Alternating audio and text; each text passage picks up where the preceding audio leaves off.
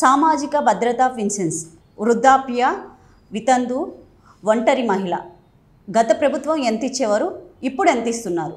ఈ పింఛన్లు అనేమ్మా సామాజిక భద్రతా పింఛన్లని 35 రూపాయలతో స్టార్ట్ అయినాయి. రాజశేఖర రెడ్డి హయాంలో చంద్రబాబు నాయుడు మొదట్లో ఉన్నప్పుడు 75 రూపాయలు ఇచ్చేవాళ్ళు. తర్వాత రాజశేఖర రెడ్డి 200 రూపాయలు పింఛన్ ఇచ్చాడు. తర్వాత ఏం చేశాడు అంటే చంద్రబాబు నాయుడు గారు 1000 రూపీస్ చేశాడు. అంటే 200 రూపాయలు ఉన్న పింఛన్ని 1000 రూపాయలు చేశాడు. అదే చంద్రబాబు నాయుడు గారు మళ్ళీ ఏం చేశాడంటే 1000 రూపాయలు ఉన్న ఈ సామాజిక భద్రత పింఛన్స్ని 14-19 మధ్య కాలంలో దాన్ని ఏం చేశాడంటే 2000కు పెంచాడు.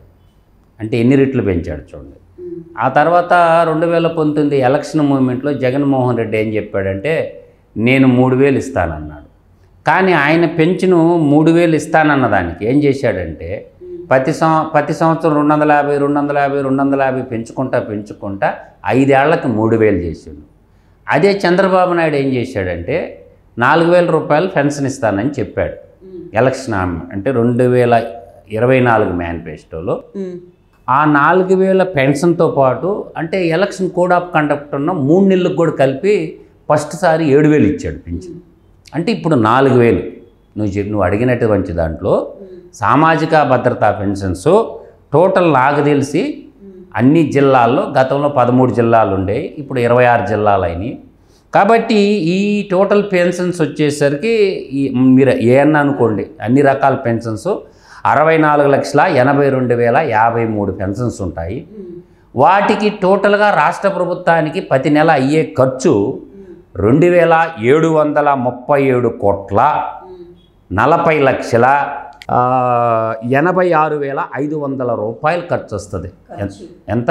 అన్ని రకాల పెన్షన్స్కి నెలకు వచ్చే ఖర్చు ఎంత వస్తుంది అంటే 2,737,40,86,500 రూపాయలు ప్రతి నెల ఖర్చు వస్తుంది.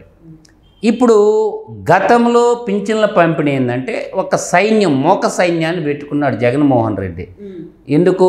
ఏ ఇంట్లో ఏమేమి ఉండయి, వాళ్ళ ఆస్తులు ఎంత ఉండయి, బ్యాంక్ బ్యాలెన్స్లు ఉండయి, ఎంతమంది ఆడవాళ్ళు, బర్రెలు ఏముండే, వాలంటీర్లు పెట్టుకున్నాడు.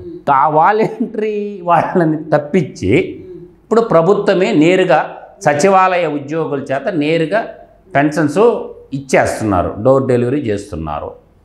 అంటే వాలంటీర్ లేకపోతే పెన్షన్స్ ఇవ్వలేరా అంటే ఇవ్వచ్చని అసాధ్యాన్ని సుసాధ్యం చూపించినటువంటి చంద్రబాబు నాయుడు గారు ఎన్డీఏ కూటమి గవర్నమెంట్ భద్రతా పింఛన్లు ఇస్తున్నారు. కానీ అవి ఎప్పుడు వచ్చేది కూడా తెలియదు గతంలో.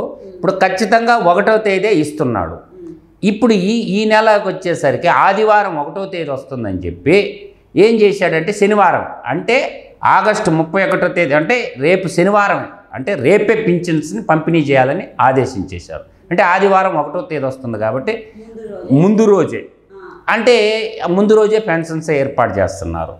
అయితే ఇక్కడ చెప్పుకోవాల్సింది ఏంటంటే ఇంకా చాలా రకాల పెన్షన్స్ ఉంటాయి. మనకి ట్రాన్స్జెండర్స్ ఉంటారు, తర్వాత మత్స్యకారులు ఉంటారు.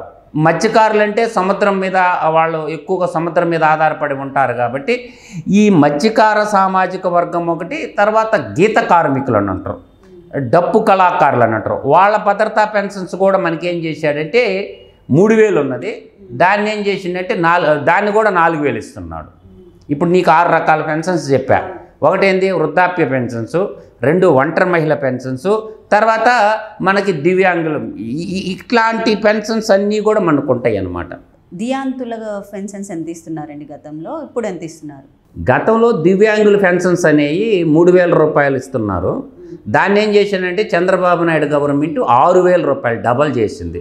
దివ్యాంగులు అంటే ఏం లేదమ్మా, అవయవాలు సరిగా పనిచేయని వాళ్ళు, కొంచెం మోగవాళ్ళు. దివ్యాంగులు అంటే అవయవాలు, ఆ పదం ఏంటంటే వికలాంగుల పెన్షన్స్ అంటారు. కానీ వికలాంగుల పెన్షన్స్ అంటే అది ఫస్ట్ ఇవ్వాల్సిన పెన్షన్స్ అయ్యే, అంటే వాళ్ళు ఏ పని చేసుకోలేరు అటువంటి దివ్యాంగులు అంటే వికలాంగుల పెన్షన్స్. ఒక రకంగా చెప్పాలంటే ఆ పదం వాడకుండా దివ్యాంగులు అని అంటారు. వికలాంగులు గతంలో 3000 ఇచ్చే ఇప్పుడు 6000 చేశారమ్మా. అది దీంట్లో అదే పూర్తి స్థాయి దివ్యాంగుల పెన్షన్స్ కూడా ఉన్నాయి. అంటే కళ్ళు పూర్తిగా అవుకుపడకుండా ఉండి వాళ్ళ పనులు వాళ్ళు చేసుకోలేకుండా ఇంకొక మనిషి మీద ఆధారపడి ఉన్నటువంటి వాళ్ళని అంటే ఎటు కథలు లేకుండా ఉండేటటువంటి వాళ్ళని పూర్తి దివ్యాంగులు అంటే వాళ్ళు ఇంకా మంచానికే పరిమితమై ఉంటారమ్మా. వాళ్ళని చూసుకోవటానికి ఒక మనిషి ఉంటారు కాబట్టి గతంలో 5,000 ఇచ్చేవాళ్ళు ఆ పెన్షన్ 15,000 చేశాడమ్మా Chandrababu Naidu. Hats off to government మాత్రం అది. అండ్ అలాగే ఇంకొక పెన్షన్ వచ్చి తీవ్ర స్థాయి అనారోగ్యంతో బాధపడుతున్న వారికి, అంటే తీవ్ర స్థాయి అనారోగ్యం అంటే కిడ్నీ బాధితులు ఉంటారమ్మా. వీళ్ళని డయాలసిస్ పేషెంట్లు అంటారు. కిడ్నీలు పాడైపోతే వాళ్ళకి డయాలసిస్ చేసుకోవాల్సి వస్తుంది. ఆ గతంలో 5,000 రూపాయలు ఇస్తున్నటువంటి డయాలసిస్ పేషెంట్లు ఉంటారు. తలసీమియా బాధితులు ఉంటారు అనమాట. తలసీమియా బాధితులు అనేది చాలా తీవ్రమైన రోగం అమ్మది. రక్తం ఏంటంటే ఎప్పటికప్పటికి మార్చుకోవాలి. రక్తాన్ని ఎప్పటికప్పటికి బ్లడ్ ఎక్కించుకుంటూ ఉండాలి. ఎవ్రీ మంత్ బ్లడ్ ఎక్కించుకుంటూ ఉండాలి. కొంతమందికి 15 రోజులకి రక్తం బ్లడ్ ఎక్కిపోతే చచ్చిపోతారు. ఈ తలసీమియా వ్యాధి బాధితులు అందరూ రోగగ్రస్తులు, కిడ్నీ బాధితులు, తర్వాత ఇంకొక బాధితులు కూడా ఉంటారమ్మా. ఏదంటే మోదకాలు అంటారనమాట. ఆ మోదకాలు ఉండే బాధితులు వీళ్ళందరికి కూడా ఏంటంటే ఈ పింఛన్ కూడా గతంలో 5,000 ఉంటే చంద్రబాబు నాయుడు గారు 10,000 రూపాయలు ఇస్తున్నాడు అనమాట. నేను చెప్పింది ఏంటంటే పింఛన్స్ అనేది సామాజిక భద్రతా పింఛన్స్, సామాజిక బాధ్యత అంటే వితంతువులకి, వృద్ధులకి, అర్థమవుతుందా, 60 ఏళ్ళు నిండిన వాళ్ళని వృద్ధుల ఖాతాలో చేరుస్తారు. తర్వాత వితంతువులు అంటే ఏదో కారణాల విధి వచ్చేతో భర్త చనిపోయి ఉంటే వాళ్ళని వితంతువులు అంటారు. తర్వాత మూడోది అంటే ఏదన్నా అండర్స్టాండింగ్ కుదరక భర్తని వదిలేసినటువంటి వాళ్ళు కావచ్చు, లేదంటే మ్యారేజ్ కాకుండా ఇళ్లల్లో ఉండబడి దానికి క్రైటీరియా ఉందమ్మా. ఒంటరి మహిళలకి అంటే 25 సంవత్సరాలు సబ్జెక్ట్ టు కరెక్షను, 35 సంవత్సరాల వయసు పెట్టున్నారు. అంటే పెళ్లి కాని యువతలకి, తర్వాత ఏదైనా అనివార్య కారణాల వల్ల భర్త వదిలేసినటువంటి వాళ్ళు ఒంటరి మహిళలు అంటారు. అంటే ఎవరి మీద ఆధారపడక ఒంటరి మహిళలకు పెన్షన్ వాళ్ళకి ఇస్తున్నారు. కాబట్టి ఇవన్నీ ఈ రకాల 3 రకాల పెన్షన్స్ నెలకి 4,000 రూపాయలు వస్తుంటాయి. ఆ విధంగా ఏంటంటే ఓవరాల్గా స్టేట్ మొత్తం 64,82,053 మంది దారులకి పింఛన్లు ఇవ్వడం జరుగుతుంది. దానికి అయ్యే ఖర్చు ప్రభుత్వానికి 2,737,40,86,86,500 రూపాయలు ప్రభుత్వం ప్రతి నెల 1వ తేదీ సామాజిక భద్రతా పింఛన్లు ఇవ్వటం జరుగుతుంది. సంతోషకరమైనటువంటి విషయం. రేపు 1వ తారీఖు వస్తుందంటే ఒకట్లో అమ్మో 1వ తారీఖు అంటే అనేవాళ్ళు. 1వ తారీఖు ప్రభుత్వ ఉద్యోగస్తులకు కూడా ఎప్పుడు జీతాలు ఇచ్చింది లేదు.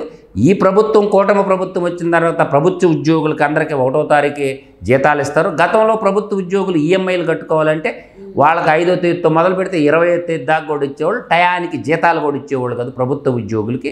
చాలా ఇబ్బందులు పడిన మాట వాస్తవం.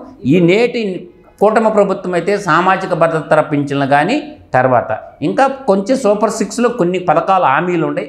వాటిని కూడా త్వరితగతిన మనకి అవి కూడా పట్టాలు ఎక్కించేదానికి అవకాశం ఉంది. ఇప్పుడు తల్లికి వందనం ఉందమ్మా. ఈ సూపర్ 6 పథకాల్లో తల్లికి వందనం అనేది పిల్లలకి 75% అటెండెన్స్ వచ్చిన తర్వాత జనవరి మాసంలో ఇవ్వాలి. అటెండెన్స్ లేకుండా ఇవ్వకూడదు. ఎంతమంది బిడ్డలకు ఉంటే అంతమందికి ఇస్తామని చెప్పారు. కానీ యువజన శ్రామిక రైతు పార్టీ వాళ్ళు ఇప్పుడు ఇవ్వమంటారు. అది కరెక్ట్ కాదు. 75% అటెండెన్స్ ఉంటేనే తల్లికి వందనం అది ఒకటి ఉంది. తర్వాత అన్నదాత సుఖీభావ అని ఒక పథకం ఉంది. ప్రభుత్వం త్వరితగతిన ఆ పథకాన్ని లాంచ్ చేయాలి. ఎందుకంటే రైతులందరూ పంటలు వేసుకుంటారు కాబట్టి వాళ్ళకి ఇవ్వాలి. తర్వాత ఉచిత మహిళ అది ఏదో నెలకి 250 కోట్లు 300 కోట్లు ఖర్చు వస్తుంది అంటుంది ప్రభుత్వం. సో దాన్ని కూడా ఒక మంచి రోజు చూసుకొని దాన్ని కూడా ఆలోచిస్తారు. తర్వాత ఇంకా మేజర్ పథకాలు ఇట్లా సూపర్ 6 పథకాల్లో నేను చెప్పినా కదమ్మా, తల్లికి వందనం, అన్నదాత సుఖీభవ, తర్వాత ఉచిత మహిళ ప్రయాణం, ఇప్పుడు ఇట్లాంటి పథకాలు కూడా 1 by 1 అనేవి అమలు చేసే దిశలో ప్రభుత్వం కూడా ఆలోచిస్తుంది. కాబట్టి ఇమ్మీడియట్లుగా ఎప్పుడైతే ప్రభుత్వం పట్టాలు ఎక్కించాల్సిన పథకం ఒకటి మిగిలిపోయింది. ఆ పథకం పేరే అన్నదాత సుఖీభవ. ఇప్పుడు అన్న క్యాంటీన్లు ఇచ్చేసారమ్మా. కానీ రైతులకి ఎంత చేసినా తక్కువే. అందరికీ అన్నం పెట్టే రైతుకి వ్యవసాయం ఈరోజు ఒకప్పుడు వ్యవసాయం మీద ఆధారపడింది భారతదేశం అంతా కూడా. అందరికీ అన్నం పెట్టే రైతులు బాధల్లో ఉంటే చూడటానికి ప్రతి ఒక్కరు కూడా నేను చెప్పేది ఏంటంటే ఒకటే ఒక పాయింట్ చెప్తున్నా, రైతులకి ఎంత ఇచ్చినా తక్కువే. కాబట్టి నేనంటున్నది వ్యవసాయం అంటే నా దృష్టిలో ఏం అర్థమైందో తెలుసమ్మా, చాలా మందికి తెలియదు. వ్యయం చేయటం, సాయం అడగటం. వ్యయం అంటే ఖర్చు, అతను ప్రకృతి విపత్తుల మీద ఆధారపడి ఉంటుంది, పర్యావరణం మీద, కరెంటు మీద, నీళ్ల మీద, అన్నిటి మీద ఆధారపడితే భారతదేశంలో రైతుల బతుకు ఏ విధంగా మారిందంటే వ్యయం చేయటం, సాయం అడగటం. ఇదే దౌర్భాగ్య పరిస్థితి రైతులకి అయింది. కాబట్టి అందరికీ అన్నం పెట్టే అన్నదాతని ఆదరించాలా, ఏ ప్రభుత్వమైనా అన్ని రకాల ఆదుకోవాలని చెప్పి కోరుకుంటూ, రేపు సోమవారం రోజు సామాజిక భద్రత పింఛన్ల పండుగ జరుగుతుంది. ఒకరోజు ముందే సామాజిక భద్రత పింఛన్ల పండుగ వచ్చింది కాబట్టి అవ్వాతాతలు అందరూ కూడా ఆనందోత్సవాలతో తేలియాడతారని మాత్రం నేను చెప్పగలను తల్లి. Okay sir, thank you.